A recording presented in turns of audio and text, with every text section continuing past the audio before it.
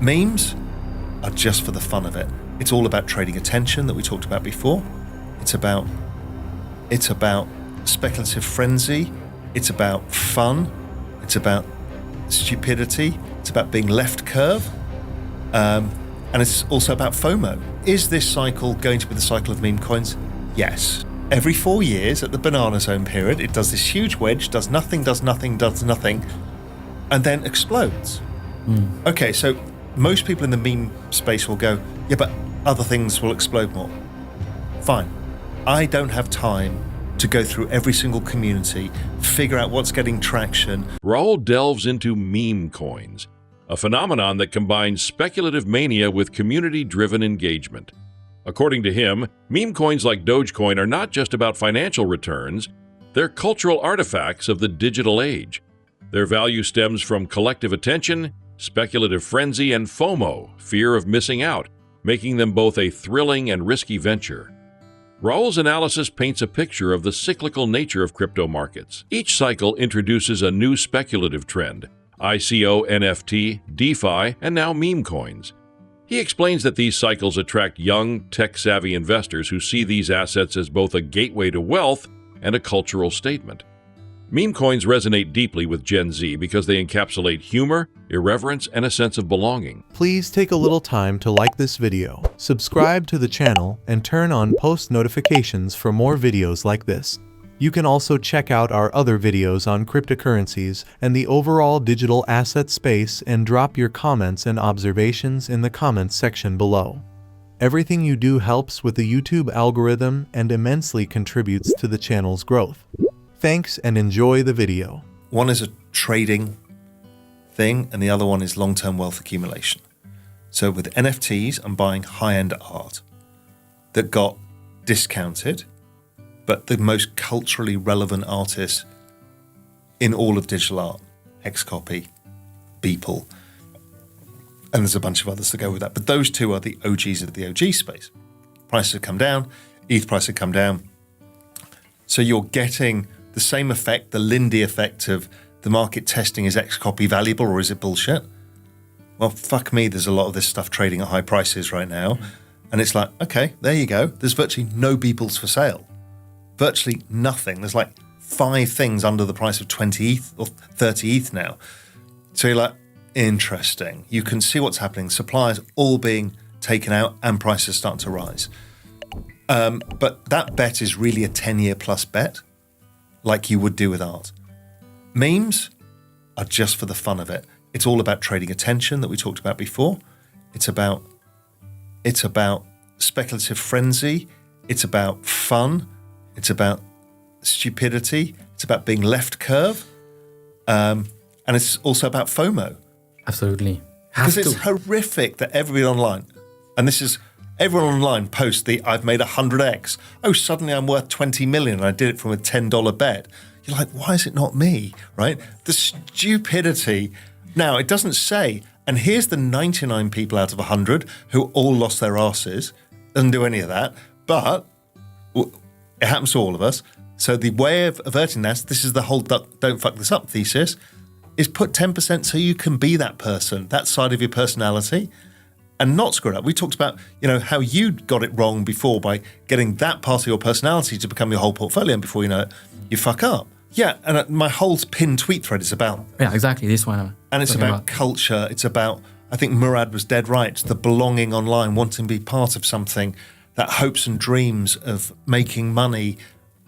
All of that is in this space. It's wildly speculative, as NFTs were. It's all the same thing. It's the same psychology. It's the same early staging, testing of tech that will be used for different things. And so this is the early stage speculators have tested DeFi. They've tested NFTs. They've tested tokens themselves. They've tested ICOs. They've tested fungible tokens, based on around more ethereal things like attention. Retail have speculated and tested things, and stuff that hasn't worked, like Terra with the stablecoin, algorithmic stablecoin, didn't work. Okay, so So these retail investors are doing all the testing, and these things will morph every cycle into different things. So is this cycle going to be the cycle of meme coins? Yes. Yeah. Why? Because it's going to bring in every 23-year-old, 22-year-old, and they're going to have fun doing it because they understand memes, and some will get really rich, stupid rich, and others will completely lose their asses, and they'll go and go, what did I do wrong?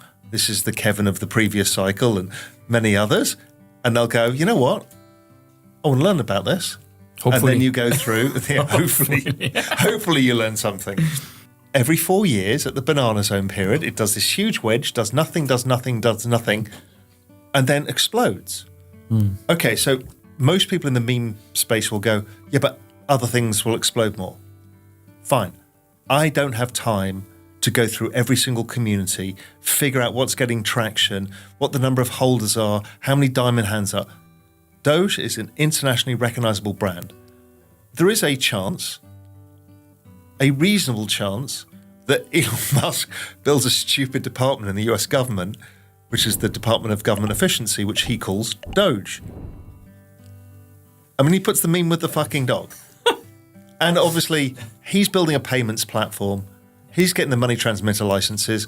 What's standing in his way of using Doge as an international payments, which would be very useful, because then I can sell something to somebody in Nigeria and we don't need dollars or anything else? Doge. Change of government? You know, I wouldn't be surprised if Doge does not explode. So it's a lower risk way of playing the meme coin cycle. I've got a balanced portfolio of one risky one and one less risky. Raoul sees speculative cycles as a testing ground for innovation. Whether it's NFT, meme coins, or DeFi, these experiments push the boundaries of what's possible. They attract attention, drive adoption, and pave the way for more sustainable applications. However, he cautions that not all experiments succeed. The collapse of Terra's algorithmic stablecoin is a stark reminder of the risks involved. Yet each failure contributes to the collective learning process, shaping the next wave of innovation. The reason, just because people get triggered by all these things, the reason I don't own ETH is because I'm trying to back the fastest horse. Like I don't own Bitcoin. I have one Bitcoin. I'm trying to back the fastest horse. It's nothing to do with I don't like Ethereum or I don't like Bitcoin. I'm just trying to maximize my opportunity in the best risk-adjusted return. Why ETH NFTs?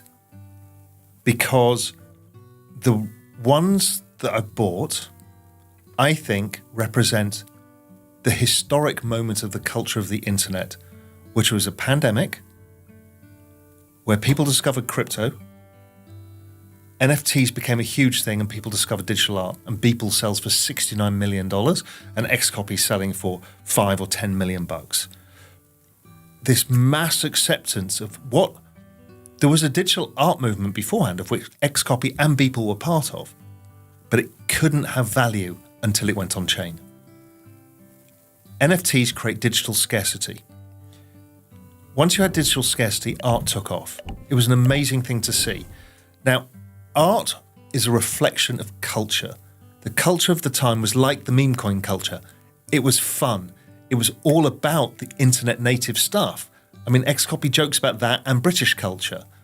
Beeple just reflects it every day. I mean, he turns up every day and he puts a bow on the internet every evening. And that's the story of the internet for the day. And Beeple catalogues it. And then he releases very few pieces of art. And so therefore, there's a lot of value in that, right? Somebody who catalogues the internet and creates art that is sold for a lot, and this kind of iconic glitch art type that happened to really represent the kind of nutsness of crypto. So I don't think it matters what chain it's on. Like, I don't think it matters whether it's an oil painting or a pastel or a whatever.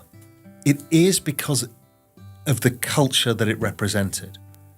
And that will be a magic moment in many, many people's minds. People made an enormous sum of money in NFTs. I did not.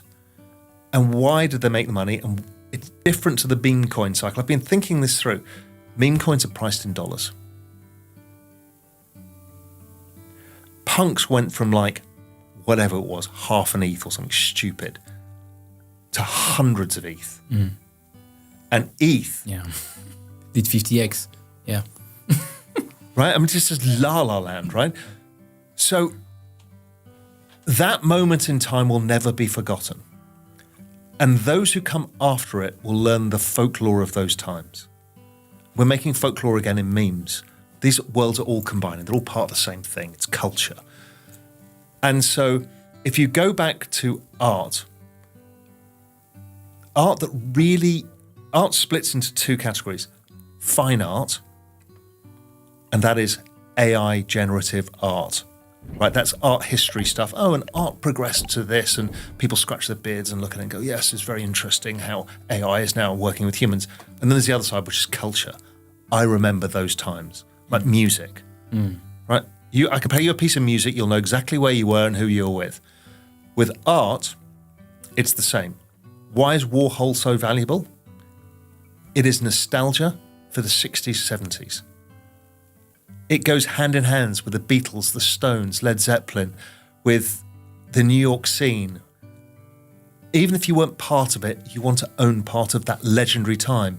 The Studio 54. Why is Damien Hirst and Banksy so valuable? Because they were London in the mid-90s and early 2000s, when it was like the epicenter of everything. It's when Oasis and Blur were happening, when Ibiza dance music was all London. Why is Basquiat so valuable? Because he was a black artist coming out of New York City at a time when Jay-Z and the rap artists were becoming the biggest artists in the world. So it became culturally relevant, and they will be relevant for those generations. And this is the same for this generation. Raoul Pal's insights offer a nuanced perspective on the crypto landscape, blending market analysis with cultural observation. NFT, meme coins, and other speculative assets are more than financial instruments. They're markers of our time, capturing the hopes, fears, and creativity of a generation. As you explore these opportunities, remember to balance excitement with caution. Embrace the cultural significance, but stay grounded in sound investment principles. The crypto market is as much about learning and adapting as it is about profiting. Please like and subscribe my channel.